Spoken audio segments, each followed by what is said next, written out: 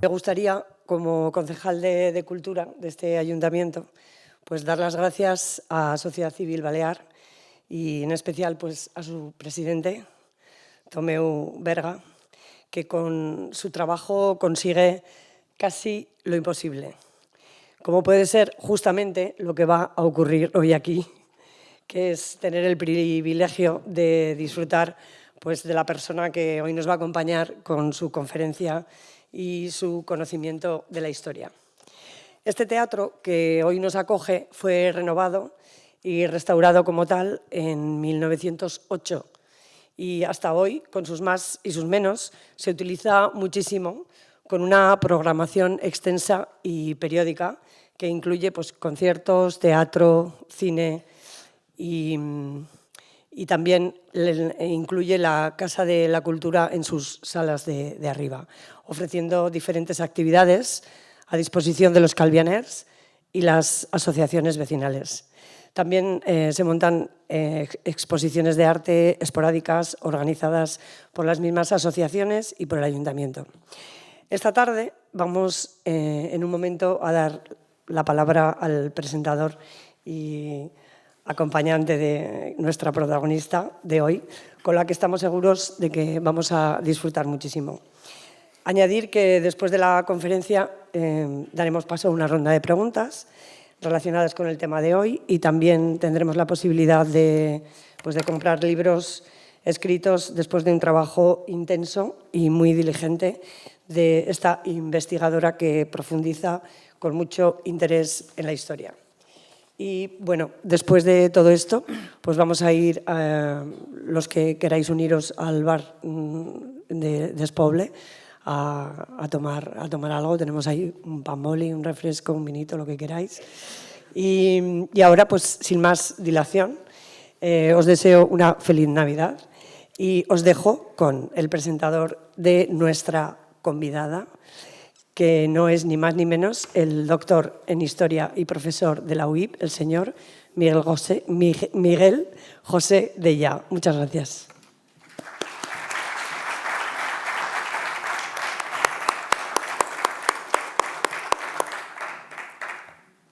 Muy buenas noches a todos.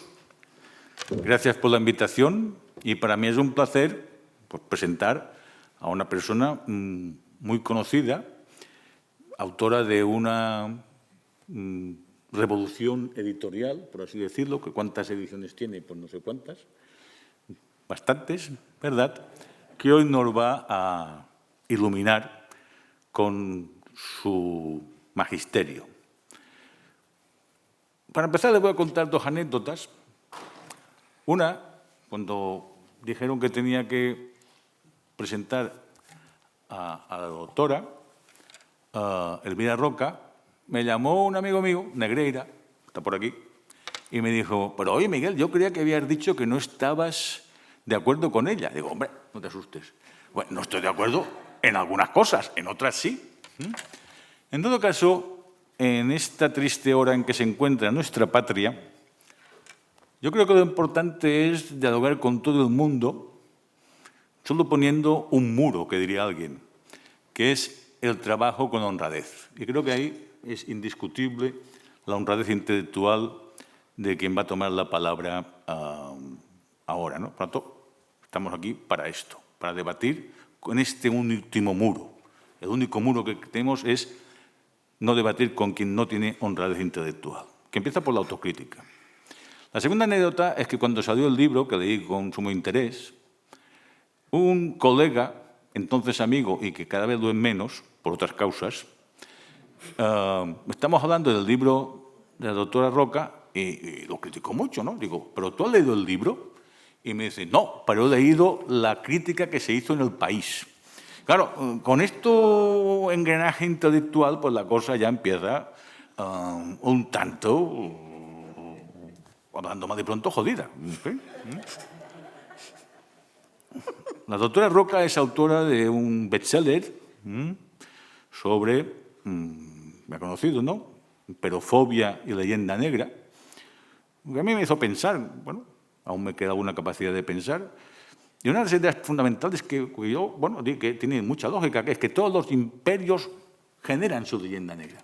Para empezar, por el Imperio Romano, que generó su leyenda negra a partir de autores romanos, en buena parte, ¿verdad?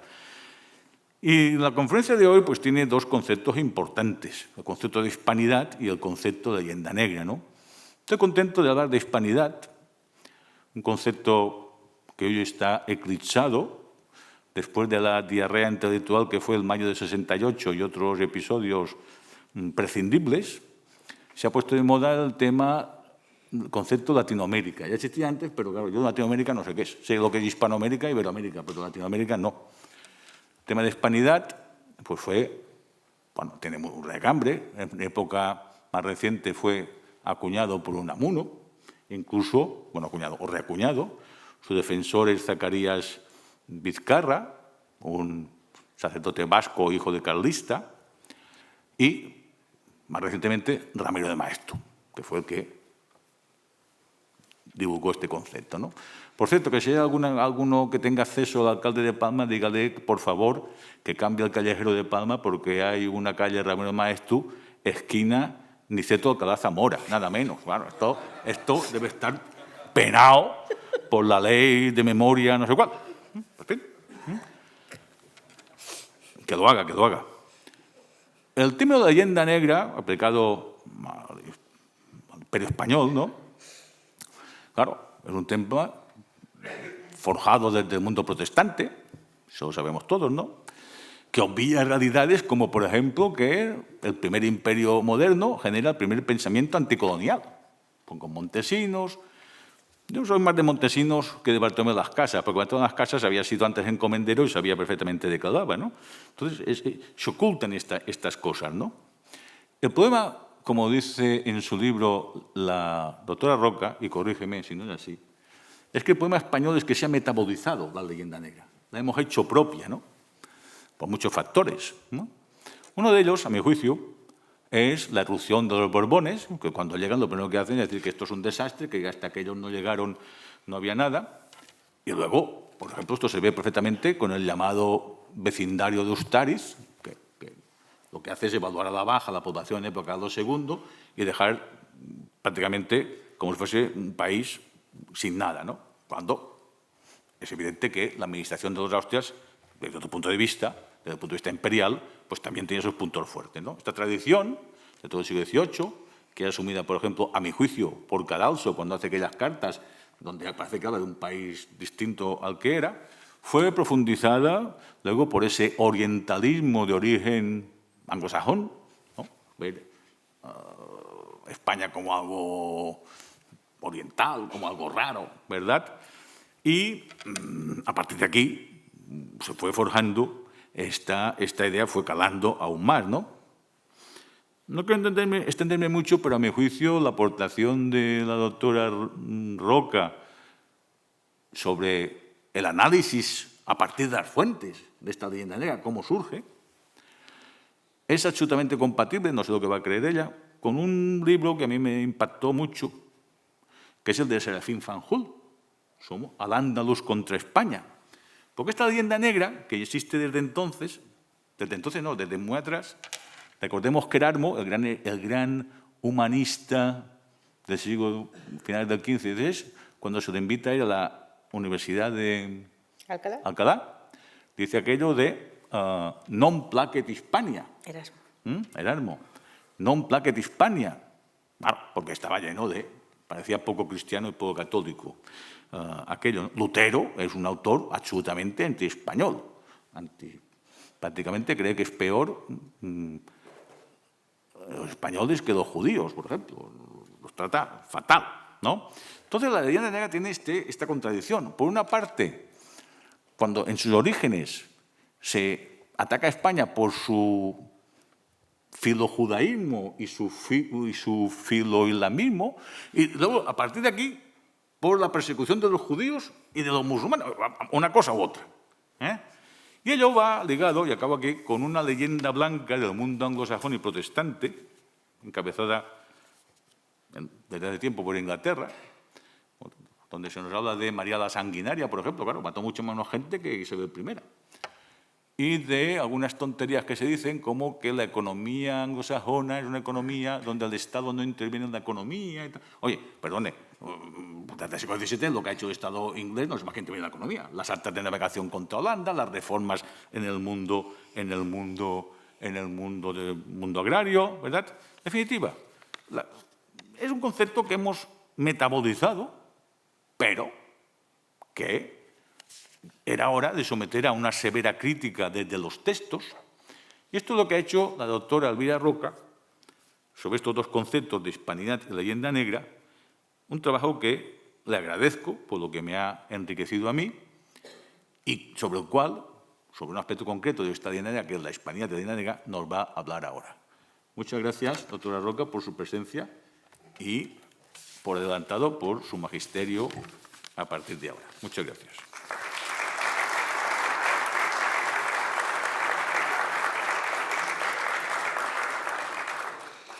Pues muchas gracias, profesor Dellà, Miguel José. No me asusta la discrepancia. Si la hubiera, no se ha notado. Me asusta la mala educación. La discrepancia no. Y como no la encuentro, no puedo reaccionar ante ella. O sea que en otro momento ahora es que he aprendido un concepto estupendo y lo voy a soltar. Ahora en el Pamali, ¿no? ¿Pamali? Pamboli. ¿Pamboli? Sabía que algo me faltaba.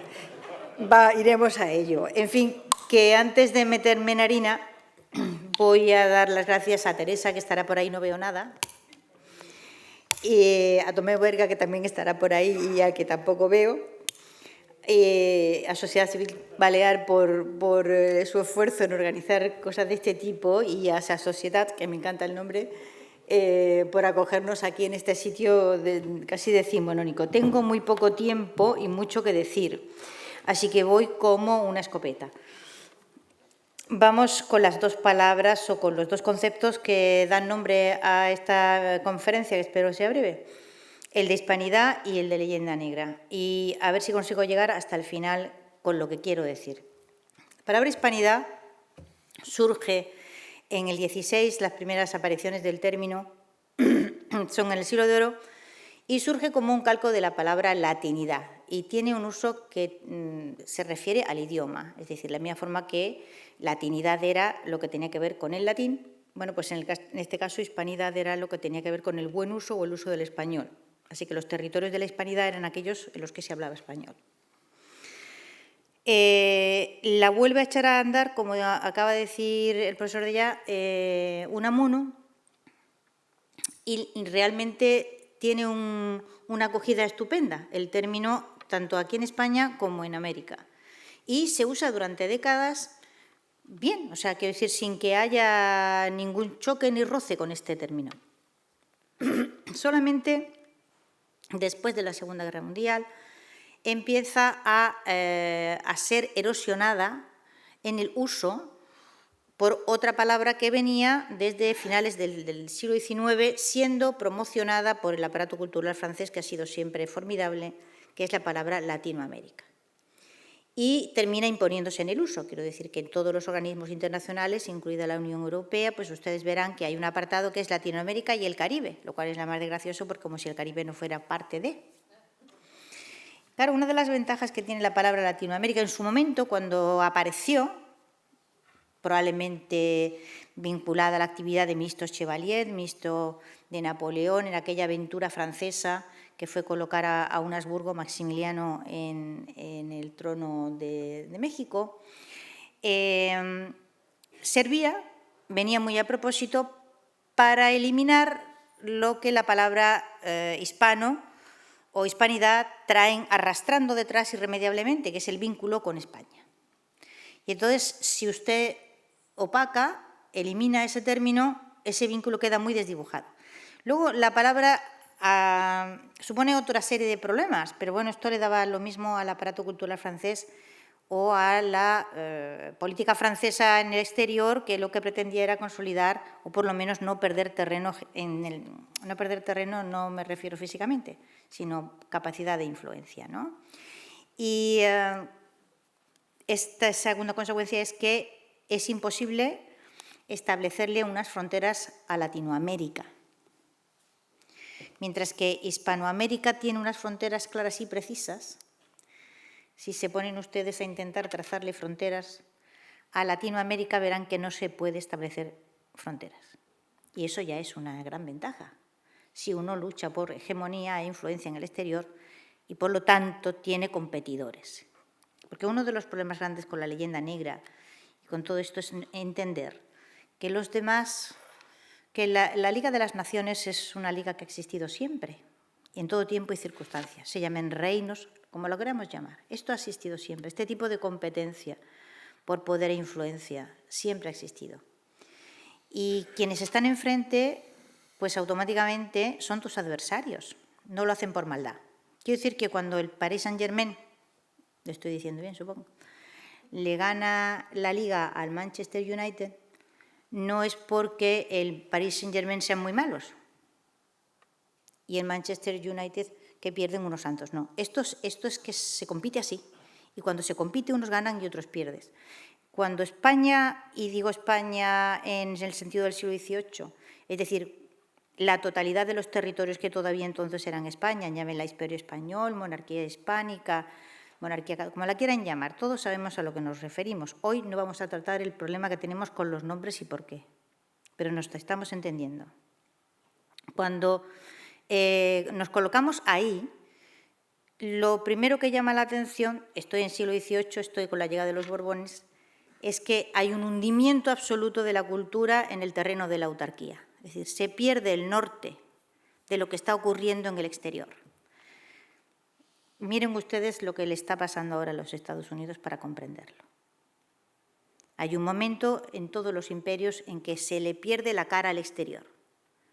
Y en ese momento empieza a suceder que la totalidad del pensamiento inteligente se vuelve autárquico, localista, fragmentario, etcétera, etcétera, ¿no? Bueno, esto ocurrió en un momento determinado en nuestro territorio. Y entonces afectó no solo a lo que ahora llamamos España como nación política surgida a partir de la Constitución de Cádiz, en mi opinión. No solo en mi opinión, en opinión de más de uno, vamos, que quiero decir que es que... Pero no hemos hecho la profilaxis de separar lo que es la historia del imperio desaparecido hace 2 siglos, no 5 minutos, 2 siglos, de la historia de España como nación política. De tal forma que, por más que uno hace profilaxis de esto y cada vez que alguien te pregunta o te interroga o uno interviene en una conferencia o lo que sea, alguien te dice, pues que no fuimos tan y usted no fuimos nada. Esa primera persona del plural es letal. Esto no es una cuestión que se refiera solo a nuestra historia. Esto es una cuestión que afecta a la hispanidad, si la queremos llamar así, y si no la queremos llamar así, la llamaremos como queramos. Pero el hecho es que en el mundo hay una comunidad de hablantes de aproximadamente 500 millones, seguramente más de 500 millones, que algún nombre tendrán que tener. Si no lo tenemos, pues no lo tenemos. La llamamos X, mire usted, da igual. Esa comunidad, toda ella, puesto que este fenómeno de absorción interna a que él se ha referido comienza en el siglo XVIII, había comenzado antes, o sea, hago un inciso aquí para decir que las fuentes internas de leyenda negra, de absorción de esa opinión absolutamente denigratoria de toda esa inmensa comunidad, había empezado antes y tiene 2 fuentes principales.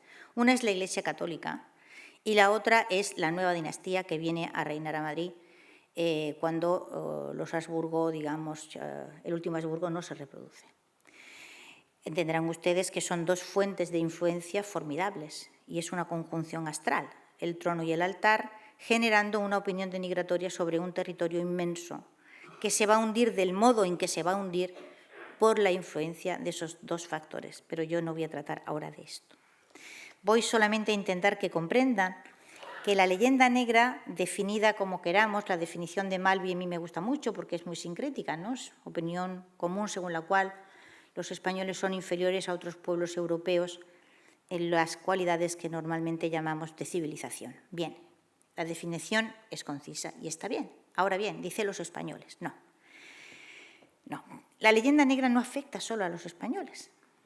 La leyenda negra afecta a toda la comunidad hispánica en su conjunto. Y ahí es donde conectamos la hispanidad, nosotros vamos a usar ese término. aunque entendemos que hay quien no gusta de él, porque no tengo otro, ¿vale? O sea, si alguien me da un término que me permita definir a todos los que por el ancho mundo hablan español y se entienden en ese idioma, pues que me lo diga, pero yo no conozco otro término que me sirva. Quiere decir que si ustedes usan, por ejemplo, Latinoamérica, pues los españoles de España que hablamos español, ¿dónde estamos? No pertenecemos a esa comunidad. Quiere decir que es que tenemos un problemita ahí con los nombres medio serio, ¿no?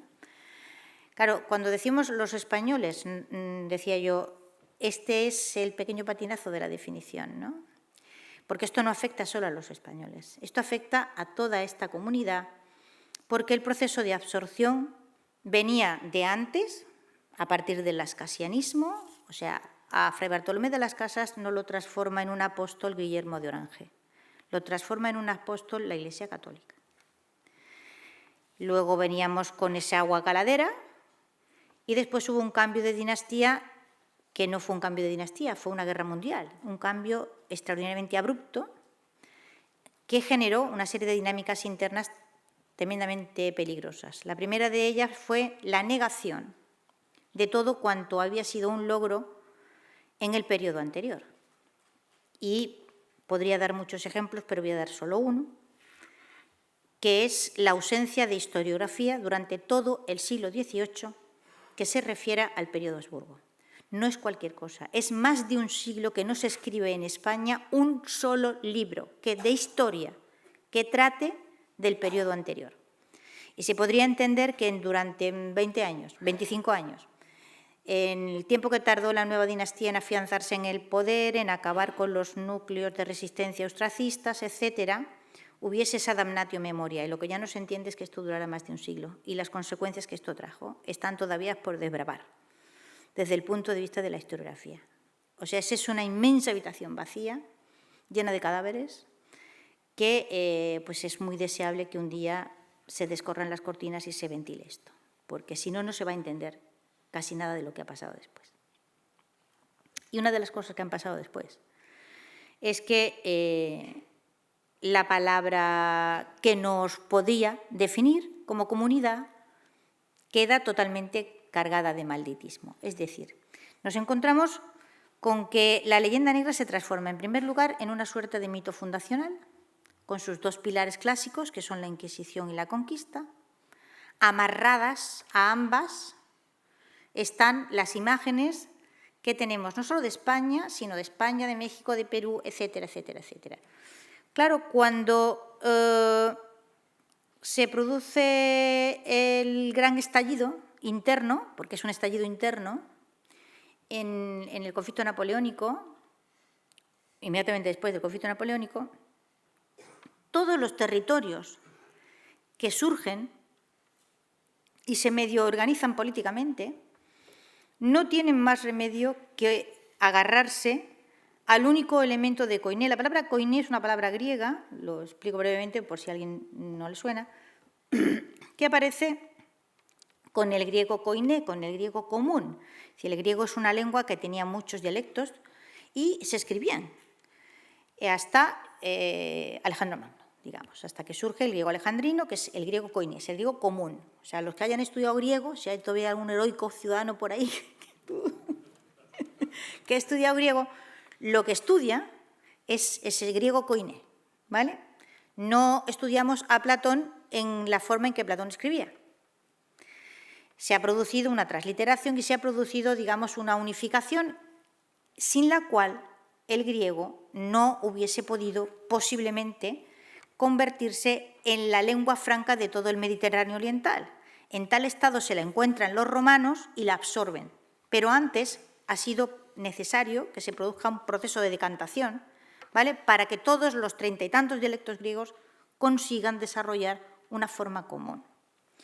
Bueno, a partir de la lingüística se desarrolla ese concepto de koiné. Y la koiné en torno a la cual, voy a poner 3 o 4 ejemplos muy rápido, la koiné en torno a la cual esos territorios arrasados que quedan tras la invasión napoleónica, que intentan articularse políticamente con enormes dificultades en un proceso exponencial de guerras civiles, etcétera, etcétera, etcétera, lo que llamamos España aproximadamente, ¿a qué se agarra para poderse organizar como nación política? A lo único que le permite construir un Estado-nación, como se están construyendo en el siglo XIX. Es decir, el español y la cultura que el español traía con él. Pero es que eso hace México también. Es decir, México, ¿cómo se va a agarrar al elemento azteca, por mucho que lo idealice y por mucho que cree trastorno bipolar en sus habitantes, diciéndoles que son aztecas cuando no lo son, etcétera, etcétera? Usted no puede explicar matemáticas en esa lengua. Usted no puede construir una administración de justicia mínimamente organizada. Usted no puede tener... En fin, ¿a qué se agarra México? A lo único que tienen en común todos los personajes, todas las personas que viven en ese territorio. Y lo mismo hace el Perú. Y lo mismo hace Chile. Y lo mismo hace todo el mundo. Y entonces, ¿qué es lo que hacen en realidad? Tal y como desarrollan una política de Estado en la cual nos encontramos con la siguiente situación, que es, no hay más remedio que agarrarse al español. ¿Por qué? Porque si no nos agarramos al español, lo siguiente que va a suceder es que el territorio X, el que sea, de las 20 y tantas naciones, ahora llegaremos ahí, no puede tener una escuela unificada, no puede tener una administración de justicia unificada, etcétera, etcétera. Luego, esto es imprescindible. Al mismo tiempo, lo que yo enseño es que todo lo que está vinculado con esa lengua es un espanto, un horror y algo que hay que rechazar, de lo que hay que avergonzarse. Claro, si esto no genera un trastorno bipolar, que venga Dios y lo vea. Y de ese trastorno bipolar tenemos ahora las consecuencias. Pero esto no es algo que ha ocurrido ahora mismo, esto es algo que está ocurriendo desde hace muchísimo tiempo. Como ejemplo sublime de trastorno bipolar, nuestro propio país. Pero nuestro propio país no está padeciendo o no le pasan cosas que sean distintas de las que están pasando en América y desde hace el mismo tiempo. Es decir, una de las consecuencias de la autarquía del siglo XVIII y del afrancesamiento obligatorio como primera manifestación, gran manifestación de la autarquía, es que a los españoles de la península ibérica, o sea, a los españoles europeos, se les enseña que no tienen que mirar para ningún sitio más que para Francia. Eso es el principio. Y luego, ya, digamos, cuando afloja un poco, la mediación francesa, la expresión es alemana, pero me encanta, mediación francesa, porque durante mucho tiempo, entre España y el resto del mundo, lo que hay es una mediación francesa. Hay que pasar, ¿vale?, a través de esa mediación para llegar a otros mundos, a otros países, a lo que hay en el exterior. Cuando esto afloja, bueno, pues ya nos fijamos en los ingleses, pero en cualquier caso usted mire al otro lado del Pirineo, pero usted no mire para el Atlántico jamás. Para el Atlántico jamás. Claro, así hemos llegado a esta especie de extraño desconocimiento mutuo que nos impide comprender que los problemas que hay aquí son siempre los mismos que hay allí y los mismos que hay allí son los mismos que hay aquí. Todos están repetidos. Y no repetidos ahora, sino repetidos desde hace 2 siglos.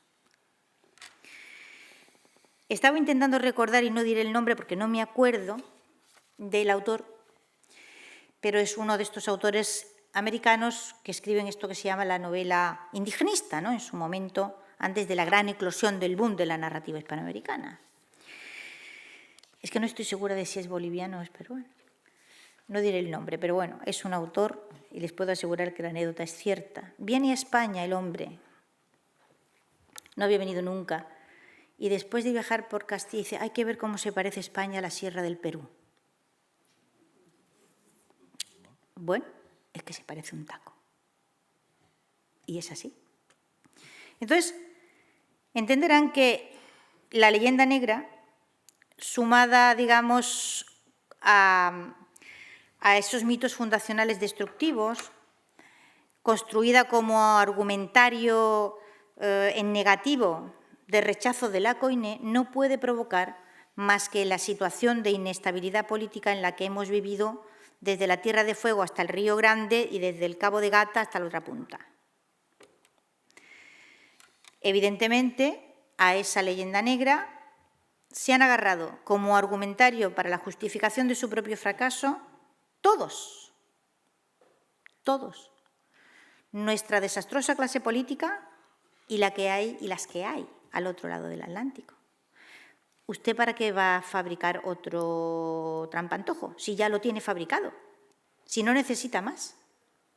Usted solo tiene que agarrarse a él y envolverse, como decía la otra, el mantón alfombrado, ¿no? ¿Sabe Dios las cosas que habrá tapado? Bueno, pues y tiene que tapar. Y lo grave de esto no es lo que ha ocurrido hasta ahora. Es decir, el hecho de que tengamos sin explicación, porque la inmensa mayoría de los hispanoespañoles o hispanoamericanos y españoles, que yo es que no distingo, cultos y con titulación universitaria, si le preguntan ¿y cómo sucede el hecho de que cuando estalla ese imperio genera 20 y tantas naciones? Por ejemplo, en América. El empeño en no ver ese mapa escandaloso que resulta de la fragmentación de esos territorios. Bueno, para no verlo se agarra uno a la leyenda negra y la multiplica por 17 y la convierte en política de Estado y lo que usted quiera. O sea, fíjense, toda América se separa de sus matrices europeas. Toda América, de una punta a la otra. El Canadá, Estados Unidos y el Brasil. Todos esos territorios, separados de las matrices europeas, permanecen no solo unidos, sino que además de permanecer unidos, ganan territorio. Todos ganan territorio, a expensas de lo que había sido el antiguo imperio hispánico, español, vamos a llamarlo como queramos. Entonces, ¿cómo se explica que se fragmentara en 20 partes? ¿No se lo han preguntado nunca? ¿Le encuentran ustedes, hay algún libro de texto en el que aparezca una explicación mínimamente bien organizada de esto? No, nunca. Esta es otra habitación cerrada, otro desierto por el que hay que pasar de puntillas. Y mientras le podamos seguir echando la culpa a la conquista de todo o a la Inquisición, oye, ¿para qué vamos a ponernos a averiguar más cosas, no? Pero es que resulta que en la presente coyuntura, digo la presente de ahora, con la leyenda negra transformada en política de Estado delirante de toda clase de indigenismo político más o menos desestructurado, porque no se me ocurre otra palabra peor, la situación presente es que de las 20 y tantas estamos en peligro real de que a medio plazo nos transformemos en 30 y tantas. Y eso es un problema muy grave para dejárselo a los hijos sin explicación. Porque en un mundo que camina hacia grandes unidades políticas, esto que se llama ahora, digamos, después de haber pasado a la Guerra Fría, donde había dos grandes potencias, pues se está viendo que el planeta tiende a estructurarse en grandes unidades políticas, es un mundo multipolar, ¿no? ¿Quién puede encontrarle alguna ventaja a fragmentar aún más lo que ya se fragmentó de manera catastrófica a comienzos del siglo XIX? Porque, yendo todo mal, lo normal hubiera sido que América, yendo todo mal, que la América hispana hubiera generado 4 grandes naciones, una por cada virreinato, entendiendo que cada virreinato era prácticamente un Estado. Es decir, tenía una hacienda, una administración de justicia, o sea, era prácticamente un Estado. No costaba nada, era plaf, ya está. ¿Cómo ocurrió que no? Pues eso hay que darle una explicación. Y es urgente ponerse a dar esa explicación ahora, porque si no nos ponemos a hacerlo ahora, todos, lo que vamos a dejar a nuestros hijos es una situación política absolutamente desastrosa.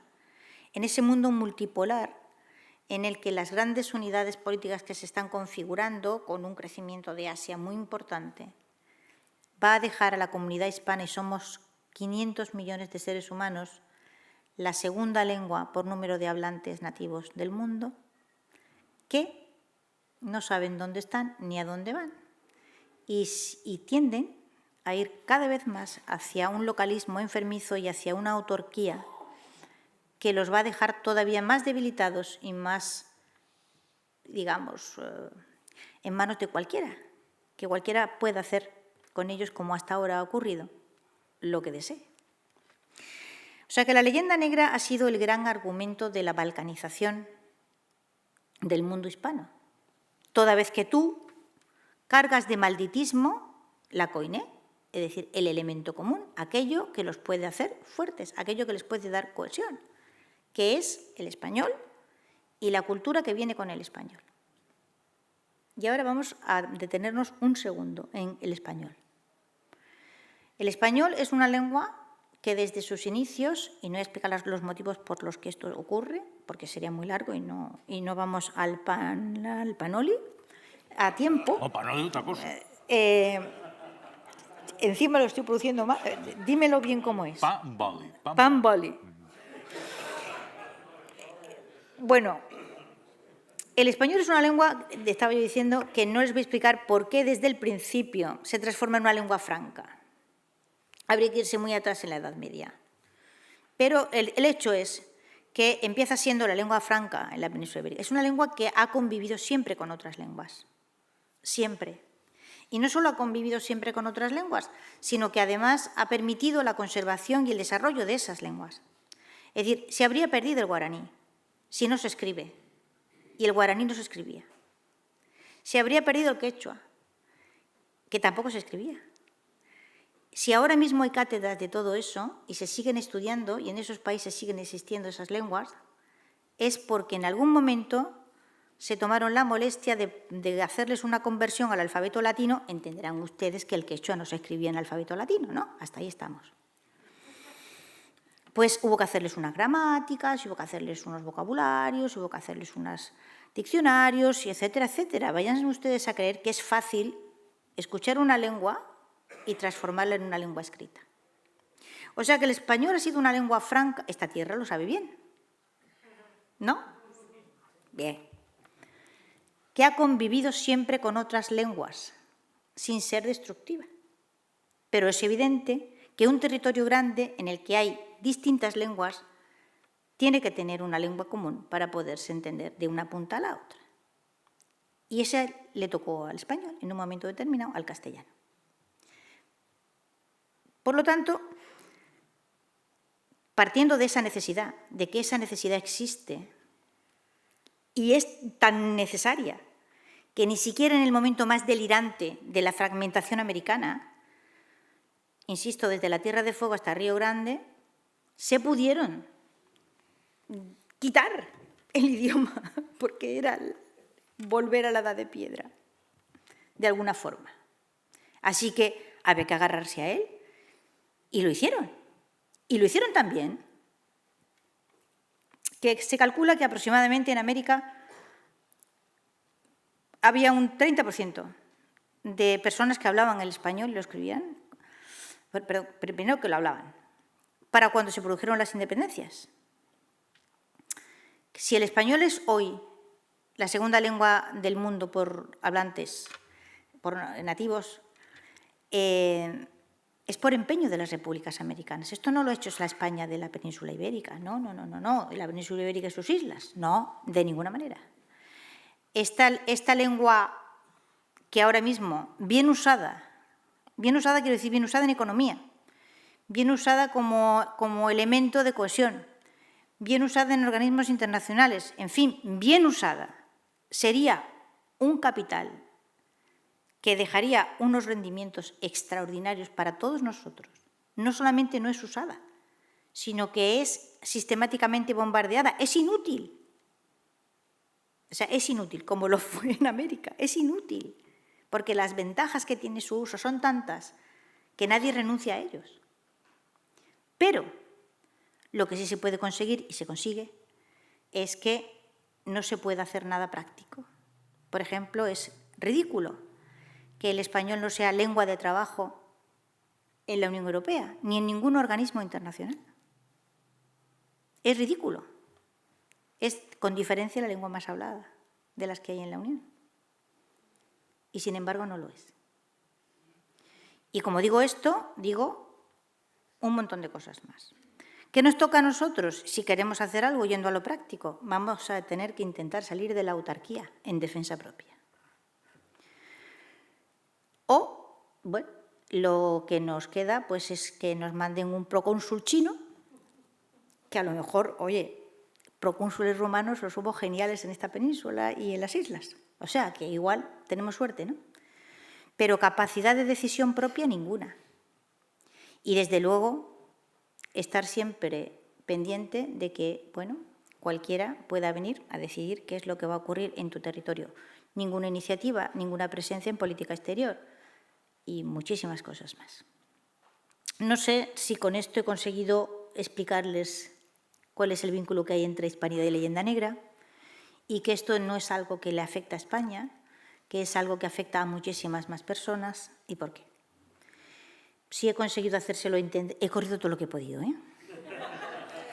Por el panali. Pero, en fin. Humor aparte, si alguien quiere hacerme una pregunta, pues con mucho gusto la contesto, no veo nada, pero oigo, o sea que posiblemente pueda contestar. Y, en fin, no sé si he conseguido que ese vínculo se vea, si algo he iluminado a sus mentes, pues me alegraría muchísimo de que así fuera.